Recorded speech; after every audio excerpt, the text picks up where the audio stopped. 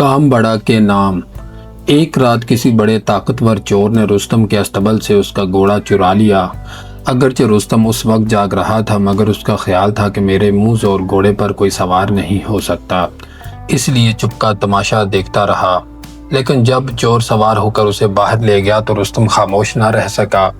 گھر سے نکل کر وہ دوڑ لگائی کہ چور کے سر پر جا پہنچا اور چھلانگ لگا کر گھوڑے کی پیٹھ پر سوار ہو گیا۔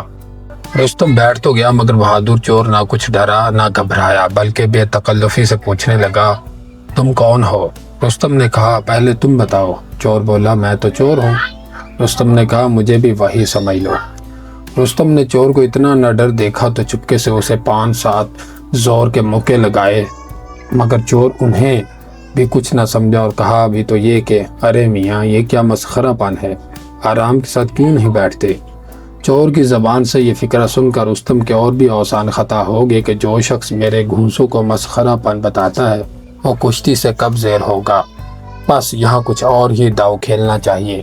یہ سوچ کر رستم نے گھبرائی ہوئی آواز سے کہا، لو دوست، میں تو چلا، وہ دیکھو گھوڑے کا مالک رستم آ رہا ہے۔